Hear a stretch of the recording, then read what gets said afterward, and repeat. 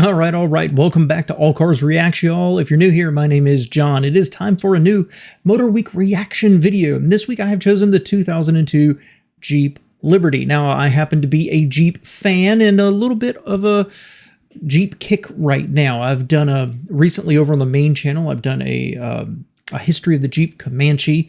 I've done a reaction to the Grand Cherokee, the Comanche. I believe I've done the Cherokee here as well. I'm kind of a Jeep fan, and I've had a CJ, a Wrangler, and a Cherokee myself. While I'm not sure I love them quite as much as I used to, the Liberty was an interesting product that came out. As technically a replacement for the Cherokee, I was excited, and then Jeep came out with this porker. So, let's sit back in our comfy chair. It's just you and me. We're going to chat, reminisce a little bit, grab your beverage of choice. Yeah, we've got some decaf this morning. It is my third cup, so it is decaf now. Let's see what Motorweek said about it when it was new almost 23, 24 years ago. And I do want to say this is not on the Motorweek channel. This does come from our friends over at Honda 97. So I'm going to provide a link to the original video down below in the description. Your host for Motorweek, John Davis. Well, hello and welcome again to Motorweek. We're glad to have you with us. Since 1945, all Jeep vehicles have adhered to the adage, go anywhere, do anything. Even the luxurious Grand Cherokee is capable of conquering the rugged Rubicon Trail. So now comes an all-new member of the family, the Liberty. Replacing the venerable Cherokee, Jeep says the 2002 Liberty fits perfectly with the ideals of personal freedom embraced by Jeep owners. But is a name like Jeep Liberty just promising too much? Well, Jeep does have a history of fulfilling its promises, and based on both spec sheets and our initial encounter, the 2002 Liberty has the equipment to deliver on its pledge. Inspired by Jeep's recent Dakar and Jeepster concept vehicles, the Liberty is built on Jeep's proven uniframe design, basically a unitized body with full-length frame rails.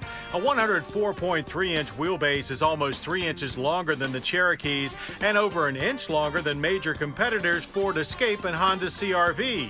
But the Liberty's styling and eye-catching synthesis of old and new gives the impression of a very upright, concise, efficient vehicle. We especially like the friendly front end with its retro round headlights and smoothed-in 7-bar signature grille, countered with aggressive fender flares that cover 16-inch wheels, wearing either 215/75 or 235/70 series tires. Those tires articulate via a new independent coil. All right, let's go back a little bit and let's talk about this styling. I have very, very mixed feelings about it. When it came out, I really liked it. I liked that it was a fresher take on everything. They had moved away from the circular headlights on the CJs and the Wranglers. They'd gone to square. And I was one of those who's like, where's the circular headlights? And then they came out with this. And unfortunately, it falls on the cute end of styling, at least from the front. But I liked it. And it keeps a couple of things that I've always considered Jeep styling issues of where the windows are, right? Where the metal is, it bevels in a little bit. I like that, and I've seen it on numerous Jeep models. I've never really noticed it on anything else, but I've not been looking either. But overall, this ended up looking a little too cutesy, but I really liked it. The problem came when they talk about that unibody platform. It's a unibody, or uniframe, I think.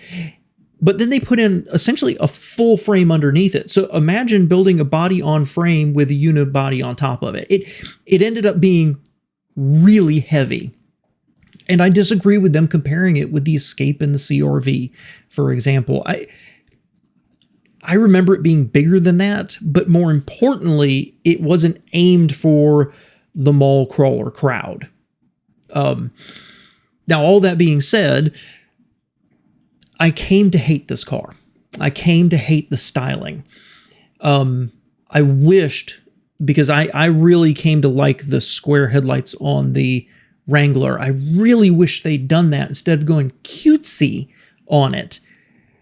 But this is the rare car where, as it's gotten further in the past, I've come to like it again. It's still a little too cutesy. It's a little too mom's driving it to school than the Grand Cherokee, the Wrangler, the Cherokee, the Comanche, and everything else. It doesn't quite resonate with me, but I've come to appreciate it at least a little bit from a styling perspective.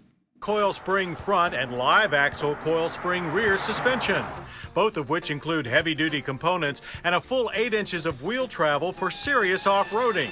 To that same end, ground clearance is a healthy 10.1 inches. To drive the Liberty along both road and trail, Jeep has equipped the basic sport model with the same 2.4-liter twin-cam inline-4 found in Chrysler's PT Cruiser and base minivans. It makes 150 horsepower and 167 pound-feet of torque. The up-level Liberty Limited is powered by an all-new 3.7-liter single overhead cam V6 that's based on the Grand Cherokee's 4.7-liter V8. Ratings are 210 horsepower and 225 pound-feet of torque. Okay, let's talk about those engines. Going backwards, the 3.7-liter V6, I don't know.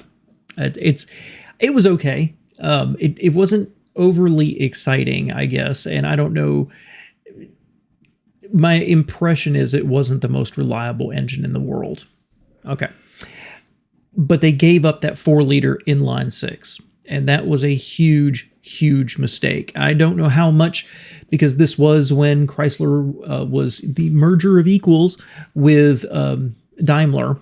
I don't know how much say Daimler had in all this, but moving to the V6, giving up that extra torque and the legendary reliability of the inline 6, I think was a huge, huge mistake, and a move from we can do what you need in life, but we're really meant for doing off-road things, to more of we can do things you need in life and we can go off-road too. That's kind of my opinion of the Liberty. I think it's very capable. Don't get me wrong. I think it's a capable off-roader, and so I respect it from that perspective, but I don't know. I don't love the V6. I'm overly picky on it. Let's put it that way. The 4-cylinder, I think it's underpowered for the weight of the car. However, mentioning that it was the one they took it from the PT Cruiser and the minivans, not a selling point. Neither one of those are known as being overly powerful before you put it in an SUV body. Transmission choices are a 5-speed manual or 4-speed automatic for both engines. Our V6 automatic delivered a fine 0 to 60 time of 8.7 seconds and can tow an impressive 5,000 pounds. There is plenty of oomph to power through deep snow and thick mud like a Jeep should. Add in long travel suspension, high ground clearance, and a choice of either part-time command track or full-time select track 4-wheel drive systems, and the Liberty shows itself to be a fitting addition to the Jeep lineage. Though like many true off-road efforts, we found it to lack a little on-road. The ride tends to be somewhat twitchy, with the body stuttering over big bumps and rolling a fair bit in corners. And the new rack and pinion steering, while very accurate and nearly devoid of kickback, still lacks feel. However, the Liberty proves to be a nimble machine, feeling more like the much smaller RAV4. Okay, and I'm going to say I'm okay with the 4-speed transmission here. Acceleration 8.7 seconds. No real complaints there for what is an SUV. I'd be curious to know how much slower the 4-cylinder is. And them complaining about its ride, if you're comparing it to a RAV4, CRV, and Escape, things like that, then yeah, this is going to ride rougher because it can do more stuff off-road. That's the trade-off when you buy something like this. I've got more to say about that at the end, but generally good review in my opinion so far. Now let's look at the interior. Inside, however, there is generous room for its compact class with more headroom than a Grand Cherokee. And safety features like standard front and side airbags and available side curtain airbags. The dash is suitably straightforward, though quite stylishly modern with big gauges and good quality materials.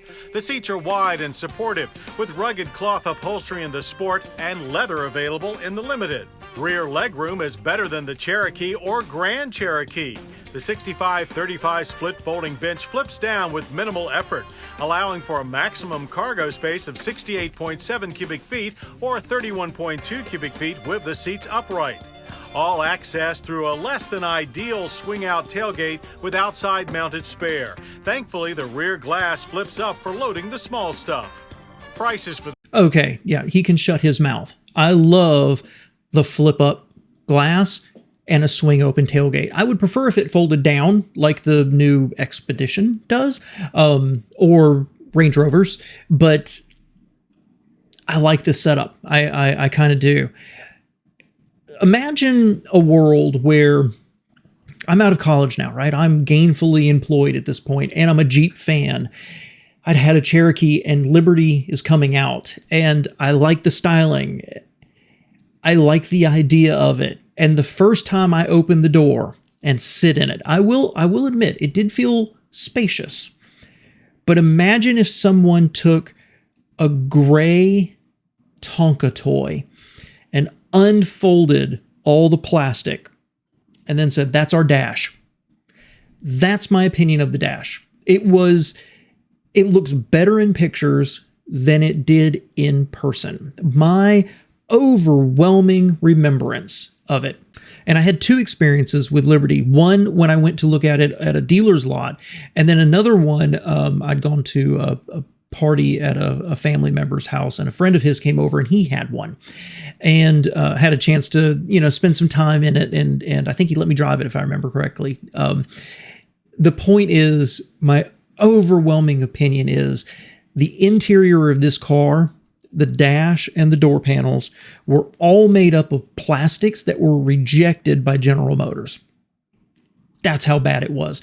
The interior was such a turnoff that it basically removed itself from my shopping list, because I just remember it was made to be wiped down. That's my opinion. Other than that, comfortable. The Jeep Liberty start at $17,035 for the base two-wheel drive Sport. Add four-wheel drive and pay $18,545. The more luxurious two-wheel drive Limited carries a base price of $21,795, while the top-of-the-line Limited 4x4 goes for $23,305. Those are prices more in line with those of car-based mini-utes than of a family-sized SUV with real off-road capability and the famous Jeep name. The 2002 Liberty promises buyers the kind of personal freedom that Jeep buyers have always embraced. And from what we've seen so far, it's a promise that this stylish go-anywhere SUV can easily keep. All right, so you can probably hear in what I've said so far, I have extremely mixed feelings about this car. On the one hand, I think it's because the Cherokee was canceled, and I think it still had life in it, and I blame Daimler for that. And they came out with the Liberty. It's replacing the Cherokee, and it came across cutesy, it came across overly heavy, it came across cheap inside, even if the prices were fair for the time and it was a good enough performer. It felt like a change in Jeep. Instead of the more bare bones and capable but fun Wrangler, instead of the more capable Cherokee and then the more capable and luxurious Grand Cherokee, they came out with this. And I remember reviews comparing this to like the CR-V and the RAV4, and it's not. It might be in the usage of how somebody buys it, but it's meant to be used off-road more than a light-duty all-wheel drive system on one of those other vehicles. And so it kind of got lumped in with that light CUV. And because it occupied the same space as the Cherokee, it felt to me so much like Jeep lost its way. It took a step down the wrong path. And I want to back up here for a second, because at one time I was a purist and believed all Jeeps should be four-wheel drive. And so when they started to come out with things that were more like the Compass, for example, that were more your everyday consumer, not your off-roader, I was really opposed to it. But now I understand. It makes so much sense that, like, look, we've got to cater to the people who want a Jeep because it's a legendary Jeep, but also those people who want a Ford Escape, let's give them an option too. I totally get that from a business perspective, but this still bothers me. And I think it's because it took the Cherokee's place, but tried to be two things at once. It tried to be cutesy and capable, and it doesn't work for me. All that being said, my little tirade here about this thing is that as it's gotten older, I like it more. I appreciate that they didn't name it a Cherokee. It was different enough. They changed the name and kind of protected the Cherokee name. I appreciate that. They gave something that was capable off-road and comfortable. I appreciate that. And it was relatively a good value, I think, for what you got. I appreciate that. I've come to appreciate this vehicle. Now, what I don't do is appreciate its reliability. I don't think it held up very well. You almost never see them. I don't know how they sold exactly, and I certainly don't know how many are still on the road, but you get the impression this sold okay and fell apart. That's my opinion. Can't back that up with any numbers, but when was the last time you saw a Liberty? So I have very, very strong mixed feelings about this. On the one hand, I hate it as a step down the wrong road, overweight, under-engineered piece of junk that Daimler threw out there.